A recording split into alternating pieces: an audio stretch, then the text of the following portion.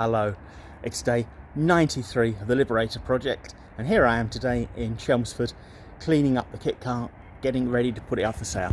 Now let me show you around the car and some of its quirks. It has a bonnet and it has a soft top for it, but I thought it was better to have them off so I can show you the car as it is. So let's go round. I've shown you in another video the rear suspension, those great big arms, and that those rear arms that hold the suspension. Go in the back. Fitting this back seat has turned to be a two-person job, so I haven't managed to fit it back properly, but it's easily done if there's two of you to line up all the bolts. But it seats, say, two adults in the back. I'm not going to say in comfort, but it will get two adults in the back of the car. And I remember some years ago, my friend Shay was sitting on the back here as I pulled off. He was holding onto the roof, and when I looked round, he'd gone. The car shot off so fast, he was still down the road. So yes, the acceleration of this car, because it is basically fiberglass, is actually very, very good. And so, you know, it's quite exciting to drive, but or terrifying, depending on the word you want to use. Right, let's go inside it. Right, these door panels, they come off, so I'm going to show you. So they come off here, so you get a lower, if you want to take those sides off. And I've forgotten how to do it. You slide it one way, and I didn't want to do it because then I've got to get them back on. But you can have the car with very low sides if you want. Okay, and the sunscreens, because the roof finishes here, when you're driving it without the top on, you get a lot of perhaps a little bit too much wind, so you can use these sunscreens to deflect the air as well as the sun. Okay, let's go inside it. So it's not too bad really. I've got the centre console, that's still out of the car. I haven't fitted it. Right. Okay, sitting in the kit car. Things I like. One is the hooters in the middle. That's quite good. And you recognise these. These are from a Cortina. This is a sort of little map reading light. And I'd be lying if I said I knew what those switches do. I think they were for extra lights on the car, or I've no idea anymore. Or even if they work. That's a case of trial and error when you get the car, or wire them up to do whatever you want. I honestly can't remember what they're for. There are spotlights and things on the car, so I assume that some of these are the spotlights or fog lights, or the indicators, sorry, the washers light up blue, so it might be for the additional lights. Now with this car, you don't start it like a normal car. If you turn the ignition onto position 3, because there's 3 positions on the ignition. If you turn it all the way, which it's supposed to in normal cars, and does the starter motor, on this car it triggers the alarm. What you have to do is you have to put it in position 2, and then to start the car you push this, which controls a relay, which turns on the starter motor. So it's a push button start car. Something else that's a bit strange is on the passenger seat. Can you get down here? You've got this bellow, and I think you can pump the seat up, though I don't know why the driver's seat doesn't have that, but you can you can pump the seat up to as firm as you like. But to be honest, I mean, the suspension of this car is pretty firm anyway, so I'll probably keep that a bit soft.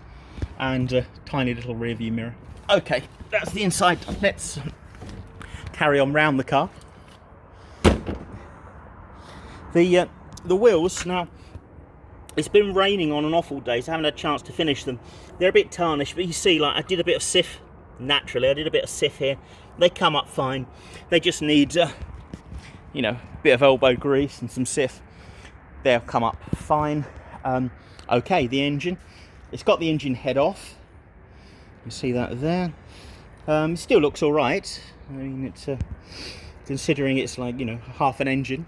But I reckon it will take me sort of 8 days, maybe a fortnight to get the car up and back on the road, but I just don't have the time. And if it was at my house, I'd do it, but the fact it's in Chelmsford and I live an hour and a half from here, it's not practical for me to do that. Okay, same So you've got, I've got the covers for these, I just haven't put them on. Headlights, and you've got fog lights and tiny little side lights, and there's lights, I think in the washers. There's another light here, a sort of blue light, and we go round, and there you go inside the car.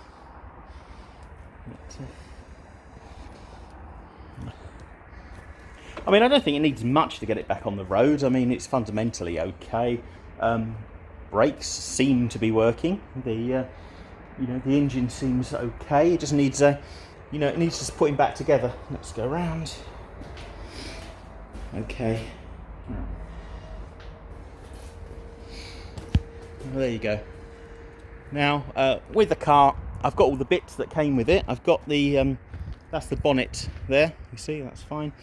And that's the complete exhaust system.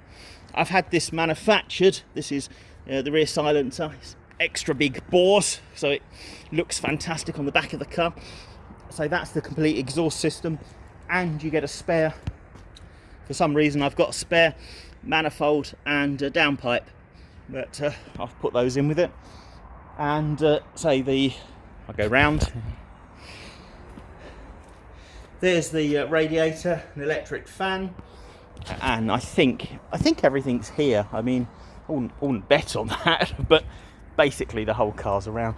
This is the spare, and that goes on the back of the car, and it's, hang on, I'll get around. That's a new tyre. I don't think it's ever been used, so that'll be fine. That's the engine head, and that's the centre console, and there's a twin carburettor in there, and basically the air vents. So, well, that was a bit unprofessional. This is the Liberator project. Of course it's unprofessional.